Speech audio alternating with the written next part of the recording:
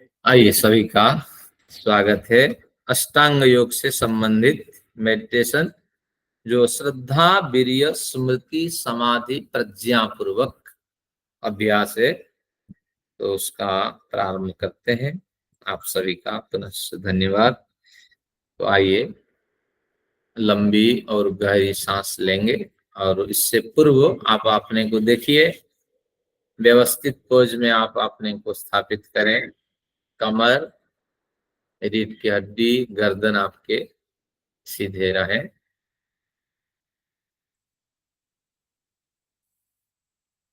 एक बार ओंकार का उच्चारण करें। ओ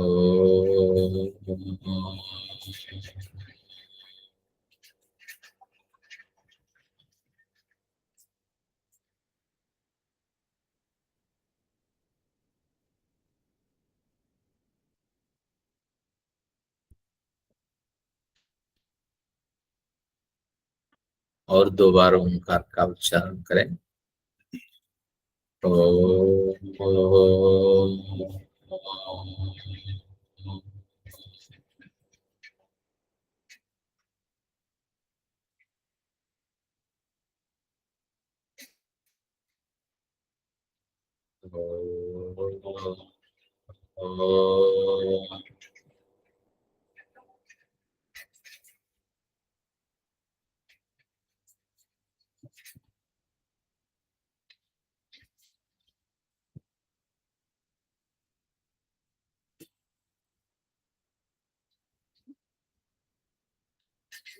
हे परम पिता,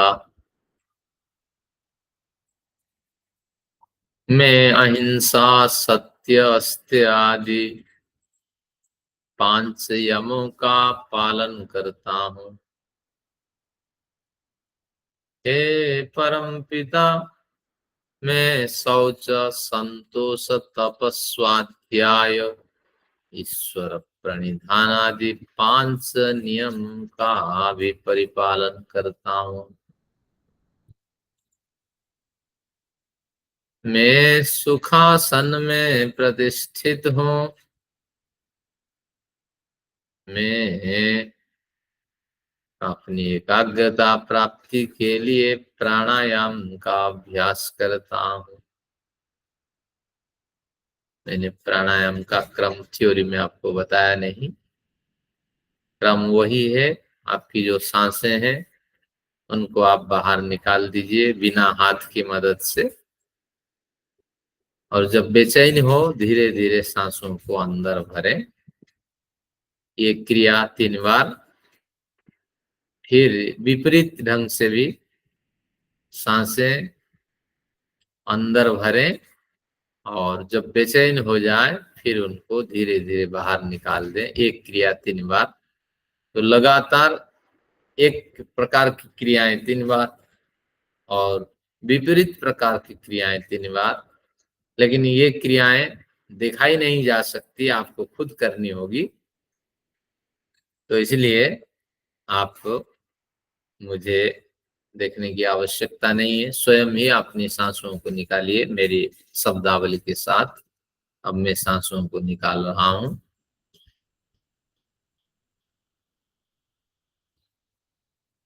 बाहर ही रोक रखें। जब बेचैनी हो अंदर प्रवेश कराएं।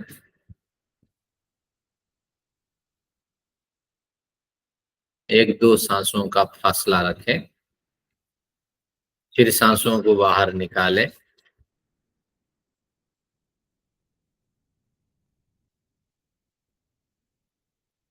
बाहर रोक रखें। जब बेचैन हो अंदर प्रवेश कराएं।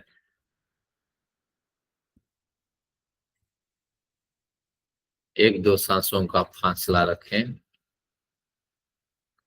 फिर सांसों को बाहर निकालें।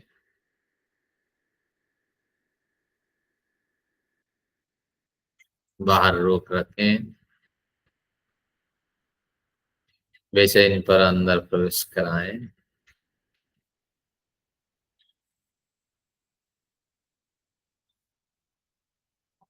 एक दो सांसों का फासला। अब विपरीत क्रम से सांसों को अंदर भरें।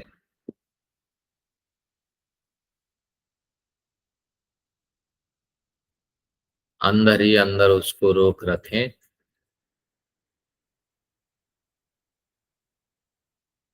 बेचैन पर बाहर निकाल दें।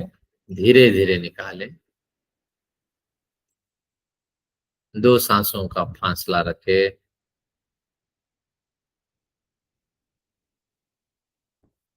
सांसों को अंदर भरें।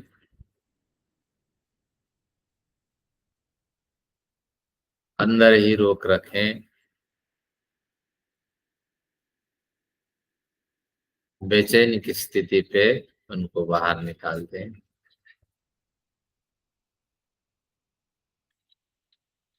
दो सांसों का फासला।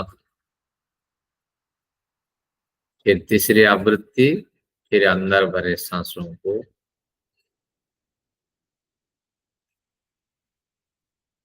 अंदर रोक रखें।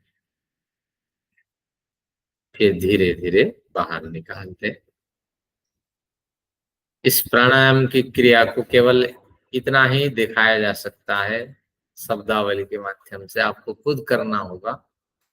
और उससे शरीर पे दबाव नहीं पड़ता और ध्यान में एकाग्रता आती है। ये ऋषि पतंजलि का सिद्धांत है। यही वैदिक सिद्धांत है। बाकी जितनी क्रियाएं हैं वो प्राणायाम के रूप में प्रसिद्ध है, उनका न अनुष्ठान न करें। चलिए फिर क्रम को मैं दोहराता हूँ। हे ईश्वर, मैं यम से प्रतिष्ठित हूँ। मैं नियम का आचरण करता हूँ।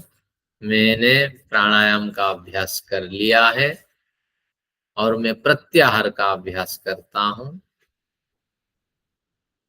प्रत्याहार मैंने बताया कि पूरा शांत होके बैठे। केवल कहाँ से आवाज आ रही है बड़ी रोचकता के साथ आवाज को सुनने की कोशिश करें। और जहां से आपको आवाज सुनाई पड़े उसको सकारात्मक विचार में ढालें। जैसे मैं सुन रहा हूं मेरा पंखा खूब आवाज कर रहा है, तो पंखा क्या कह रहा है, मैं सकारात्मक विचार में बदल रहा हूं कि कभी तो लंबी अवधि का आप प्राणायाम करते हो, लंबी अवधि का मेडिटेशन करते हो, कभी नहीं करते हो। देखो मैं कैसे लगातार अपना कर्तव्य निर्वाह कर रहा हूं, तुम पिछड़ रहे हो। तो इस तरह सकारात्मक विचार में सभी विचारों को बदलें। कहीं गाली भी मिले तो उसको सकारात्मक रूप में विचारें। ईश्वर निश्चित रूप से मुझे संकेत कर रहा है मेरी जीवनचर्या को और अधिक व्यवस्थित मुझे करना है। तो इसको कहते हैं प्रत्याहार। इंद्रियां अभी तो चाहती है कि जवाब दे दें, आंखें खोलकर देख लें कौन चिल्ला रहा है, लेकिन उसको सकारात्मक विचार में ढालिए कि मुझे तो लंबी यात्रा चलनी है, उसके लिए ये कुछ संकेत है ईश्वर प्रदत्त। ये प्रत्याहार हुआ। धारणा मैं कह रखा हूं। हे ईश्वर, प्रत्याहार का अनुष्ठान भी मैंने कर लिया। अब मैं अपनी धारणा पे अपने को केंद्रित करता हूँ। देशबंधस चित्तस्य धारणा। एक कॉपी में आप अष्ट अंग की जो सिद्धांत सूत्र है, जैसे मैंने स्मरण किया, धारणा क्या है कि देशबंधस चित्तस्य धारणा, चित्त स्वरूपानुकार इवेन्द्रियाणम प्रत्याहार। तो इस तरह 8 में सीट में भी लिख देता हूँ 8 सूत्रों का ये संग्रह, आप उसको याद करके रखें। तो इस तरह आपको धारणा बनानी है कि जहां से मेरा विचार मुझे प्राप्त हो रहा है, मेरा मन जहां मुझे ले जा रहा है वही मेरा हृदय है, मैं वहीं पर ध्यान को केंद्रित करता हूँ। मैं आशा करता हूँ वहां मेरा अंतःकरण बैठता है और वहां मेरा ईश्वर विराजमान है। अब ध्यान। ईश्वर मेरे लिए ध्येय है, मैं ध्याता हूँ और मैंने ईश्वर से जुड़ने के लिए ये ध्यान क्रिया बनाई है, तो उस ईश्वर का मैं चिंतन करता हूँ। और वही जो पुरानी शब्दावली है उसको आप दोहराइए। महर्षि प्रवाद पुरुष है, उनकी शब्दावली, ईश्वर सच्चिदानंद स्वरूप निराकार, न्यायकारी दयालु अजन्मा, अनंत निर्विकार अनादि अनुपम सर्वाधार सर्वेश्वर, सर्वव्यापक सर्वांतर्यामी, अजर अमर अभय नित्य पवित्र और सृष्टिकर्ता है। उसी की उपासना करने योग्य है। यहीं से प्रार्थना प्रधान उपासना जो हम प्रतिदिन करते हैं उसका अनुष्ठान आप कर सकते हैं। आइए उसी का अनुष्ठान करते हुए फिर श्रद्धा वीर्य स्मृति समाधि पे उतरते हैं। हे ईश्वर, आप एक हैं, अखंड हैं, अद्वितीय है, निराकार है, निर्विकार है, परम चेतन है।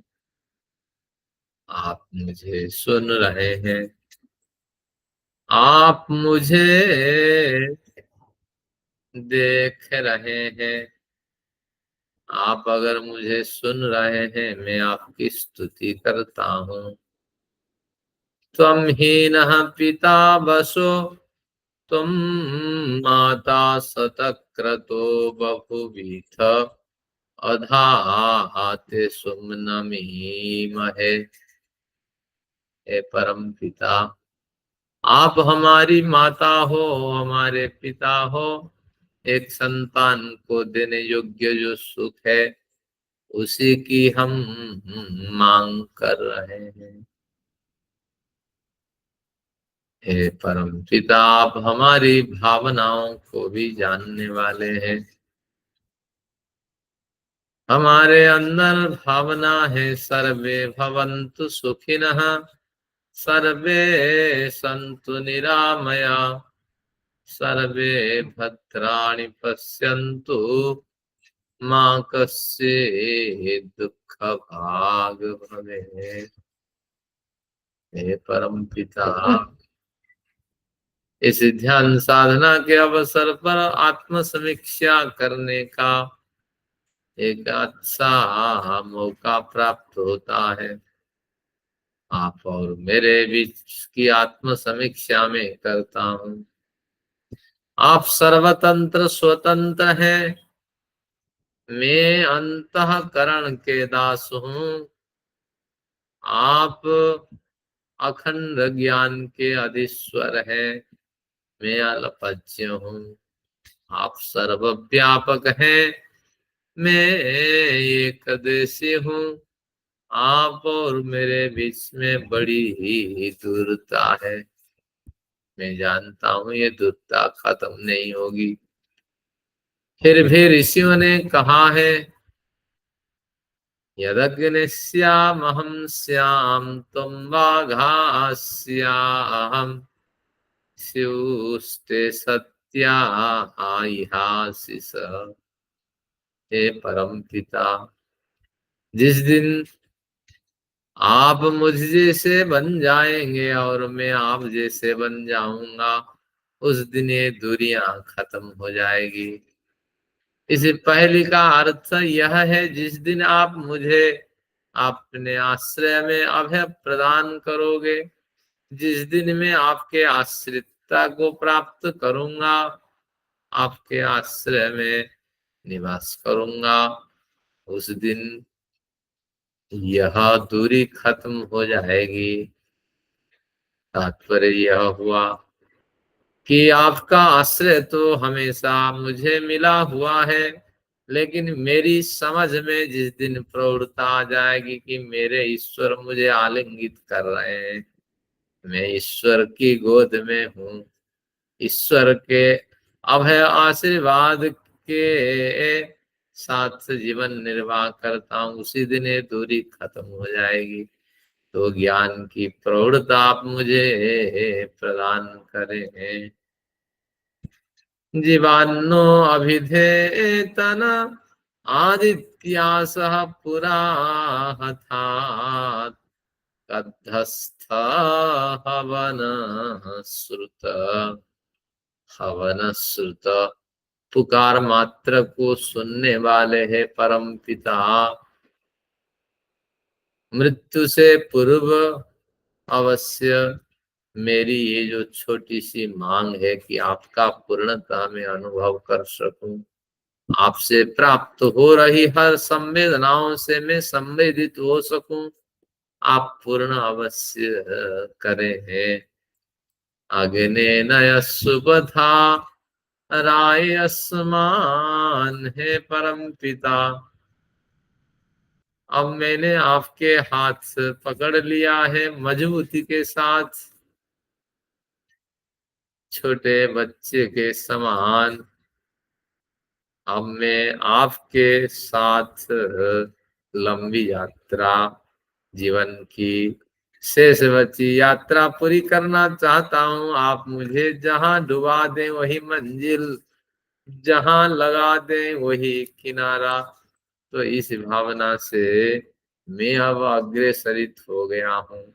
अब मुझे आप यथार्थ मार्ग पर ले चले, मेरा आत्म कल्याण अवश्य करें। अब समय हमारे पास सीमित है, तब तक आप प्रार्थना परक साधना करें जब तक आपके नेत्रों में आंसू न आ जाए।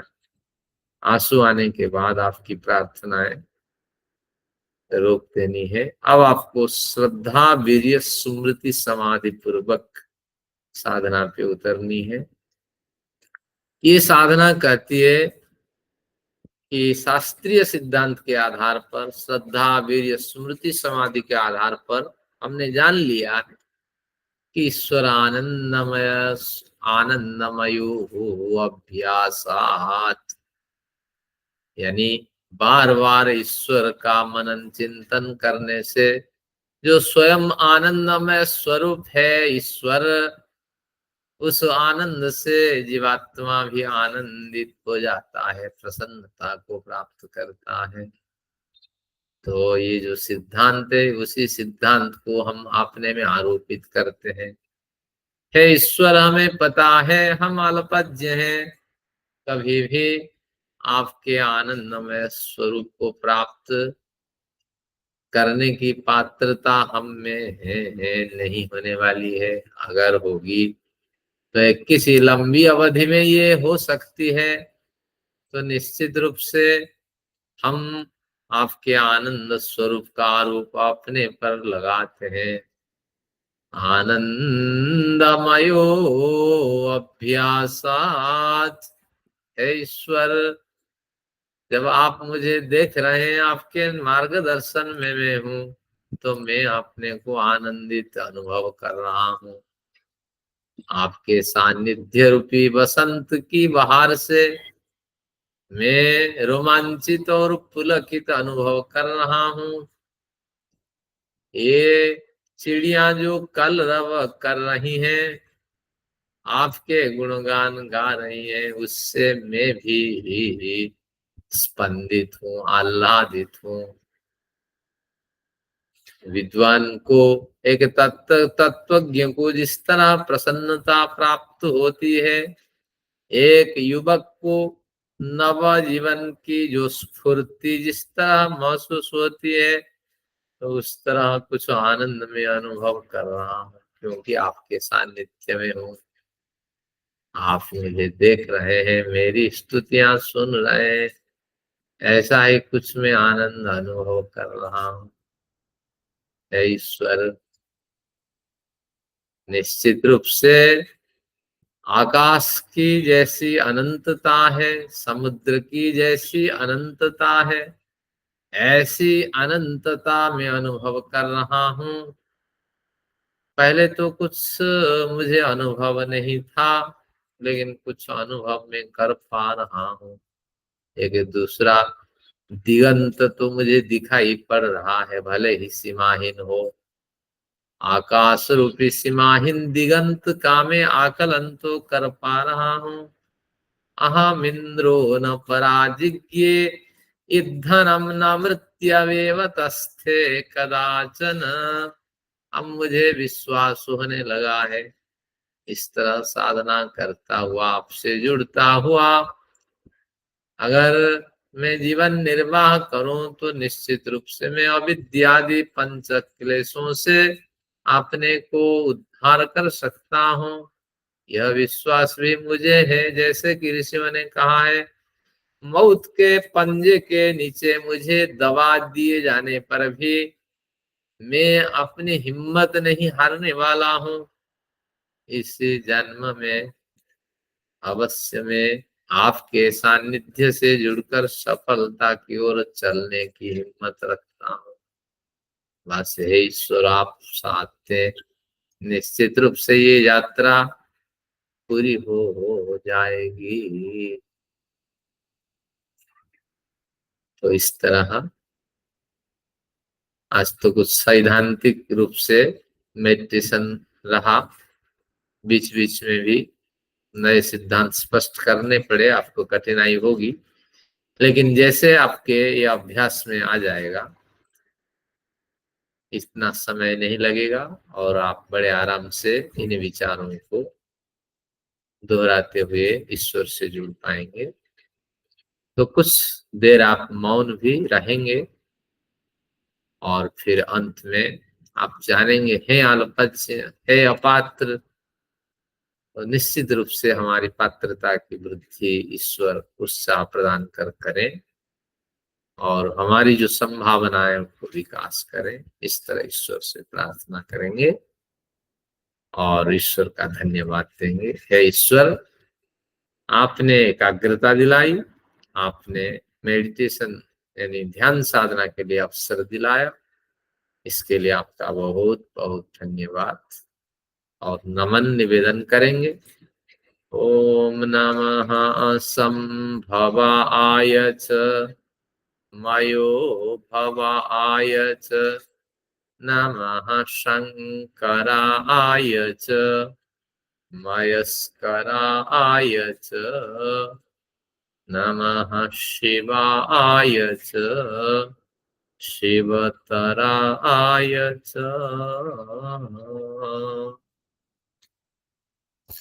ओम शांति शांति शांति।